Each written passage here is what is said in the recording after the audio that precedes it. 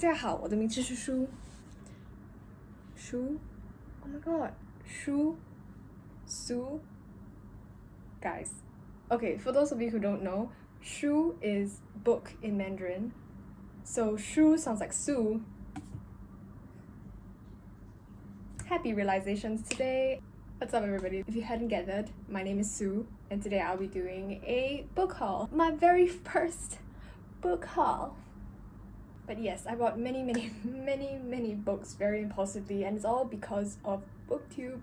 So I have BookTube to thank for getting me back into reading, but I also have BookTube to thank for me just being impulsive. Actually, that's my own fault.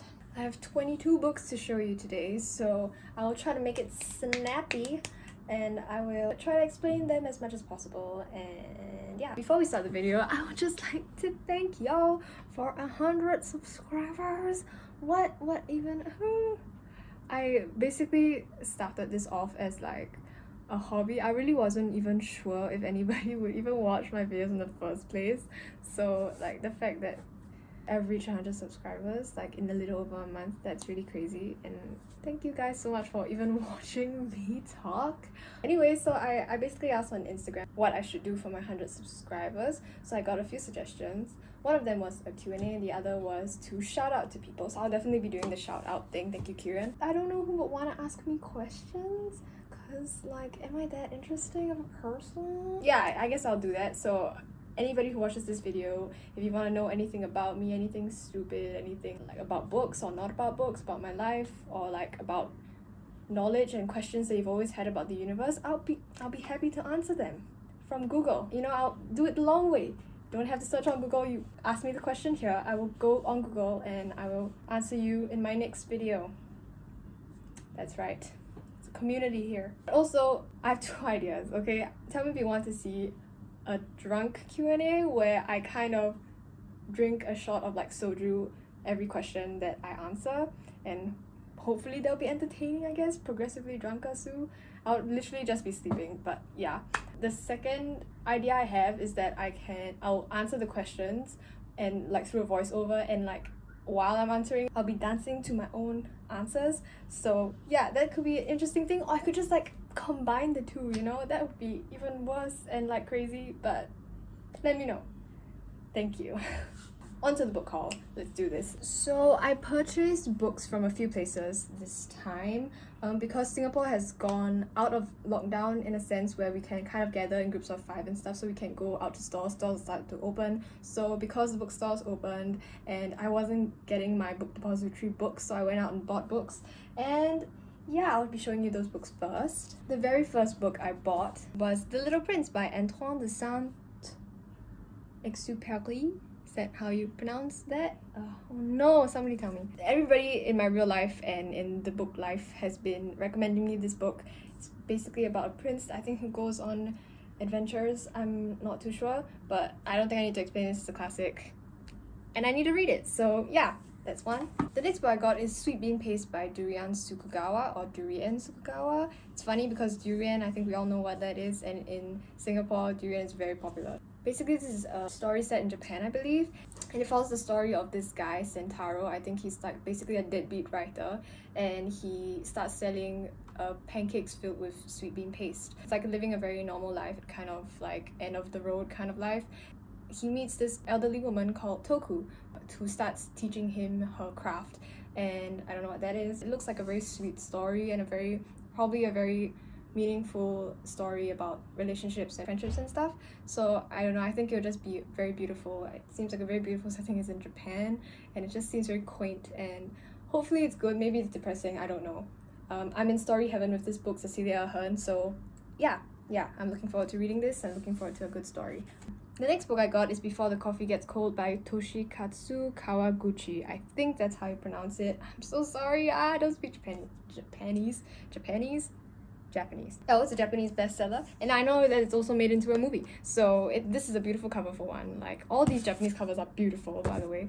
Yeah, and it's basically about, I think, it's very magical realism, where in this coffee shop, basically you can sit in a certain position and you can basically from that position travel back in time, and you have to come back to like the present before the coffee that you're drinking gets cold and you order it gets cold. So I think that's such an interesting premise, and it's probably going to be super emotional and super amazing, and I know that it's a bestseller, and I know that it's made into a movie, so it must be good, right? So yeah, I can't wait to read this. Japanese authors, yay, I'm so happy I finally own like books by Japanese authors. The next book I got is Born a Crime by Trevor Noah. I've always loved Trevor Noah. I think he's a really, really funny comedian, and yeah, I just think that this book will be just super funny in general about his life in South Africa and then kind of moving to America and kind of discovering his own identity as like a half black, half white person, but not knowing like where he stands and his belonging, I guess. And yeah, so with this whole BLM movement happening, I think it's just very good to read different perspectives on that. And he's a black author and he's a comedian, he's hilarious. I can't wait to read this. Yes. Next book I got is The Communist Manifesto by Karl Marx and Friedrich Engels. I didn't know Friedrich Engels also wrote The Communist Manifesto. I'm a political science student, it's very short. I just thought that I should know what the Communist Manifesto is, and I should get myself acquainted with what communism actually is and not just use it as a broad stroke term for all things. I shall not be politically incorrect today. Okay, the next book I got is Jane Eyre by Charlotte Bronte. Jane Eyre is a classic. It's about this woman called Jane Eyre, and like she, I think, becomes, actually I'm not sure that much about this book. I just know that there's a Mr. Rochester and it's like a romance slash like feminist like artwork amazingness. So yeah, I kind of just wanted to read this classic for the longest time. Oh, what is this? What? Oh, it's all the covers of all the classics. Oh my god, it's so beautiful. You're just trying to tempt me to buy more, aren't you?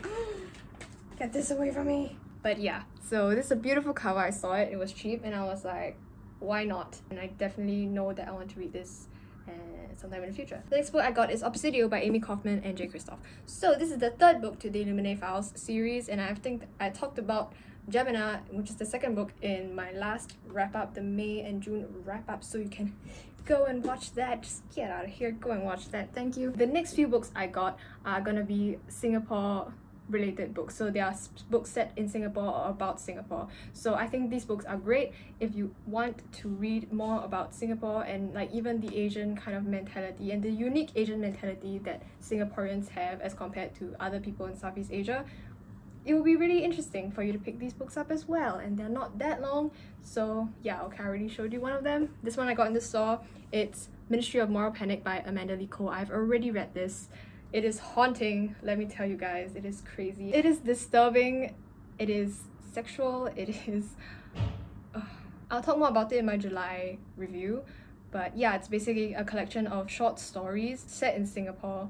And a lot of them are about women, and a lot of them are about the lives of Singaporeans, but seen in a very gritty, very kind of crude and even vulgar light.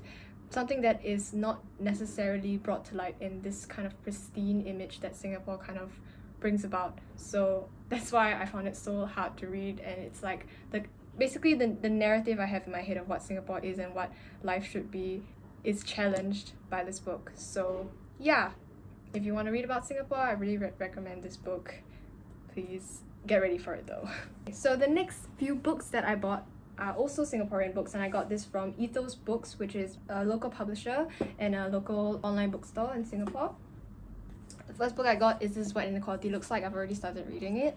I'm doing this for research for the book that I'm writing. This is written by a sociologist in Singapore. Kind of challenges the way that we view people who are less well off than we are, or even more well off than we are. It basically challenges your paradigm of like looking at poverty as poverty, the other, and look at it as a whole society where we are part of that society. We, the better off, have a part to play in the narrative of poverty and inequality. So yeah, very interesting. It's a non-fiction book, kind of academic writing, but the author also injects a lot of her own voice into it.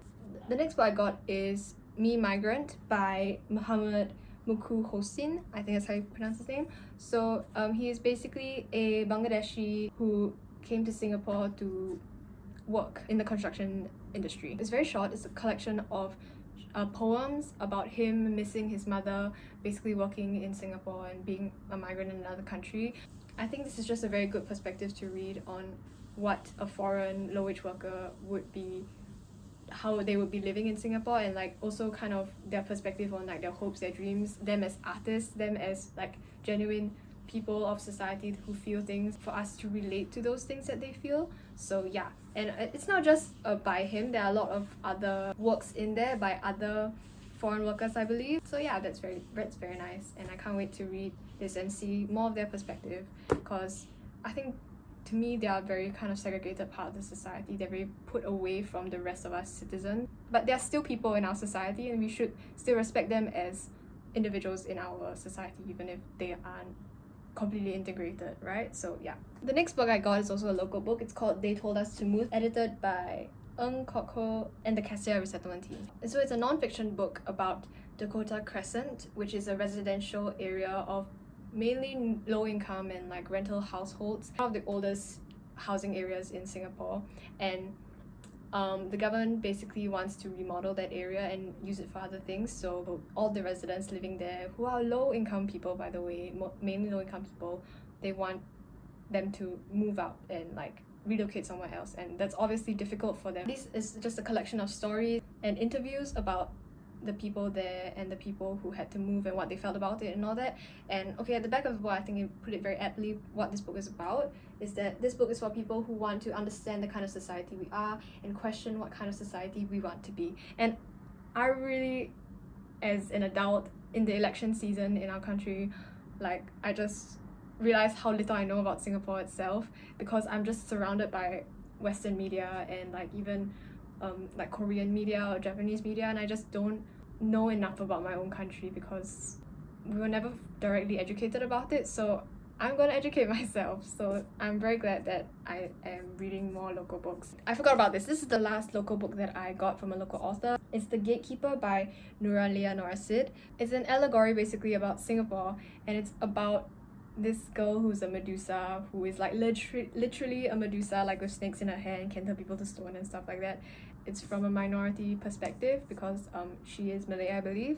And yeah, I think it'll just be a very good perspective for me to understand and for me to read as a Chinese who's a majority in my country. Half of the books that I bought are non-fiction writers, and which that is great, you know, you need the facts, but fiction has such a place in our like narrative as well as a society. So I think this would be a good book to read. I think for all of you who follow me on Instagram, you already know that I am reading Call Me By Your Name by André Aciman. Aciman. Sorry I butchered your name, André. You're amazing. So I'm already halfway through this book. It is so good so far, obviously, but I'm very biased because I love the movie. So for all those of you who still don't know, Call Me By Your Name is basically about summer in Italy, where Elio, who is one of the main characters, basically falls in love with a scholar who his father kind of brings in for the summer to help him write his dissertation, I think, to write his PhD thingy, can't think of the word. Anyway, he falls in love with this guy, and it's basically just about his thought process, his like anxiety of, you know, falling in love with someone for the first time, of thinking whether, you know, he likes you back, is he ignoring me, is he and also basically them coming together and like seeing how that's like, seeing how they kind of accept themselves as you know, gay in the 1980s. And yeah, so I think that's super interesting. And the thing about the movie is that, I don't know, it felt like such a unique love story that I myself relate to so much, even though, you know, I'm not gay and a guy. It just brings out the human essence of like falling in love. I love it so much, and I'm so happy I'm finally reading it, and it's because Finarati is reading it as well, and she loves this book, and she's read it nine times, and she can still read it again, so I trust that it's good. So I'm reading it now, and I'm loving it. The next book I got is The Way of Kings by Brandon Sanderson. So it's it's real long, it's real big. Oh man, it's a whole fantasy plot. I'm not sure that I want to really describe this, but it's Brandon Sanderson, and it's said to be one of the best books. I already read the Miss Bond series. I think you know that I love the Miss Bond series, for all of you who have watched me before.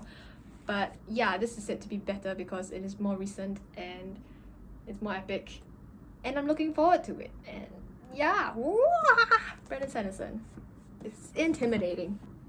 Alright, the next book I got is An Absolutely Remarkable Thing by Hank Green. So I've followed Hank Green, the vlog brothers, Hank and John Green, for the longest time, and I really love how Hank Green thinks. So obviously his book is going to be amazing, and I've heard that it is amazing. So yeah, I'm finally gonna read it. What happens in this book is that a girl finds a gigantic samurai looking building sculpture thing that arrives in New York City at 3 a.m. out of nowhere, and she takes a video of it and becomes famous, I think, on social media. And I think it's just a really fun story about like social media, I think, and also just like our way of behaving as human beings and a kind of like an inside society, but in a really fun Hank Green way. So I'm really excited to read this. Yes, and it looks kind of short too, so I can probably fly through it. The next book I got is Americanah by Chimamanda Ngozi Adichie. Before I say anything, it's a beautiful cover. It's beautiful. Grace, yeah, you can attest to this. And I also love Chimamanda's name. I think it's just so elegant. Her name is just so long and elegant and beautiful. Unlike my name, my real name is Teo You Yenn. Efficient, that's what it is. It's basically like a love story of a couple that I think move away from Nigeria to America and London, I feel. So yeah, I think it's an exploration of them kind of discovering what it's like to be Black in their respective countries, which are predominantly white, right? So yeah, so I think it's going to be an interesting story. Black author, I want to read more and I want to educate myself. So yeah, this is a very good book. Chimamanda, feminist icon. Okay, another big one.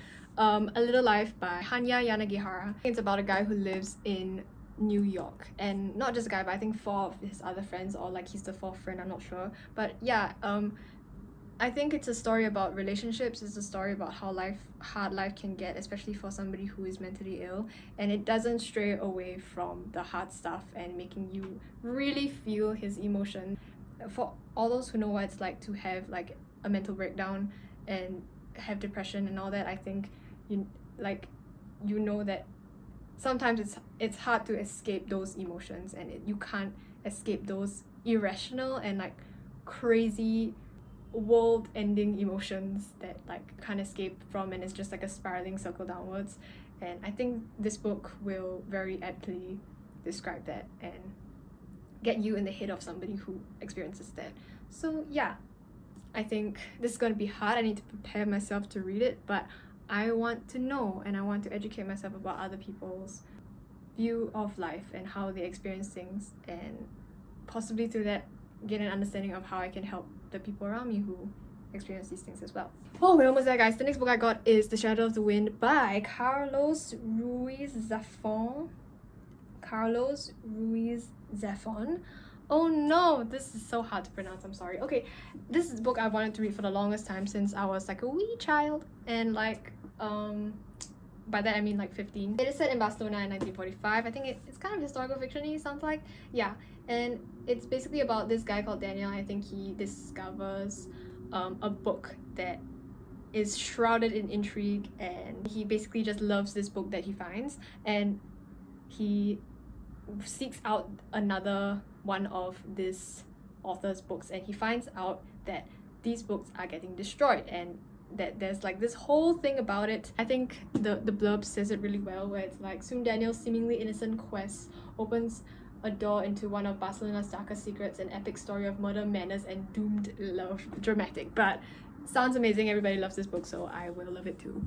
The next book I got because of Kieran, because he said it was good, and Kieran Desai, yeah, okay. So it's The Inheritance of Lost by Kieran Desai. I don't have a habit of getting books that I don't really know what it's about, but like just because the vibe of it, and the vibe of this book just seems amazing. So I don't really know what this is about. I think it has something to do with India, I think, and like a bunch of people who kind of struggle with religion, struggle with identity and all that, and it's gonna be great. I'll probably talk more about it when I finish reading it, but it just seems amazing. I think Kieran has talked enough about it. I'll just link his video and you can go watch it. Yeah.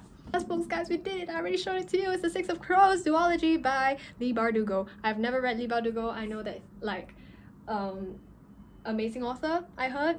Yeah, I think it's a she's an amazing author. This is probably her most popular and most beloved series, and I can't wait to get to it. It's a high series with great amazing characters everybody loves. So yeah, I don't think I need to talk more about it. I think like even the covers speak for themselves, how cool they look, and I can't wait to get to it and fly through them and test. I will tell you what I think of them once I finish them. And Kelsey, I believe, also has read Six of Crows, so yeah, I'll tell you what I think. That is all for my book haul. It's done. I did it. Oh my god. Wow. I think it's shorter than I expected it to be. Good one, Sue. I gotta leave. It's my grandma's birthday today, and yeah, I gotta go celebrate her birthday. Thank you for subscribing, thank you for commenting, thank you for talking to me. Please talk more to me. I love talking about books and just talking to people in general. So yes, I'll see you in my next video. Goodbye.